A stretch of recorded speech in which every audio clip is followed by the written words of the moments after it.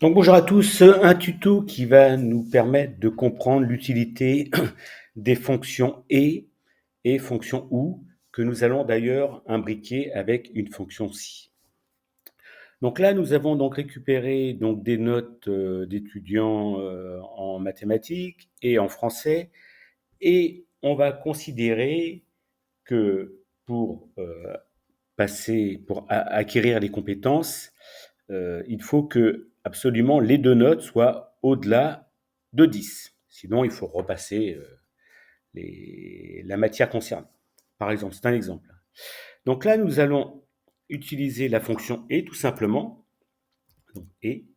Donc la fonction et va vérifier si les arguments qui sont insérés dans les valeurs logiques soient vrais à condition que toutes les valeurs logiques doivent être respectées, donc vraies. Donc nous allons prendre la première. Est-ce que les mathématiques sont supérieures ou égales à 10 et le français qui est en C4, dont la note est en C4, est supérieur à 10, on va dire supérieur ou égal. C'est juste le égal après le supérieur.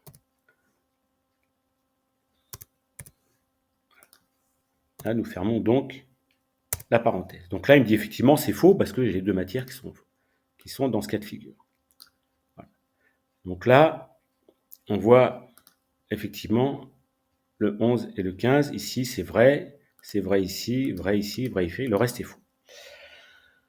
A contrario, pour la fonction OU, on va toujours dans la même optique, il faut que les deux notes soient supérieures ou égales à 10. On va utiliser le OU. Ça veut dire que s'il y a une des notes qui est inférieure à 10, on va dire que la compétence n'est pas acquise. Donc on fait égal, ou, on ouvre la parenthèse, est-ce que cette valeur ici est inférieure à 10, donc si c'est inférieur à 10, ou en français, inférieur, cette fois-ci, à 10.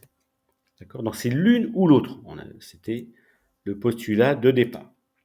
Donc là, l'une ou l'autre, c'est vrai, c'est vrai. Effectivement, là, vous voyez, c'est vrai parce que sur la cinquième ligne, bah là, il y a un 9, donc effectivement, il considère que c'est vrai. Et on s'aperçoit que, vous voyez, les éléments à chaque fois sont inversés. Alors, le résultat, là, est vrai ou faux. Ce qui va être très intéressant, c'est de dire, voilà, on va spécifier comme texte acquis en tenant compte de ces éléments-là. Et on va encapsuler ces éléments-là dans le si. Donc, nous allons faire égal si. On ouvre, là on met tout de suite le et que nous avons mis tout à l'heure. Et cette valeur-là, en maths, c'était supérieur ou égal à 10. Et en français, supérieur ou égal à 10. Donc on ferme le et qui correspond au test logique numéro 1, au test logique tout court, pardon. Là, si c'est vrai, on va dire que si c'est dans ce cas-là, donc on va dire que c'est acquis. D'accord? Point virgule. Autrement, on met rien du tout. On met juste deux guillemets pour avoir un espace vide. Voilà. Donc là, vous voyez, le faux ici va se transformer en rien du tout. Et là, systématiquement, tout ce qui est vrai est considéré comme acquis ici.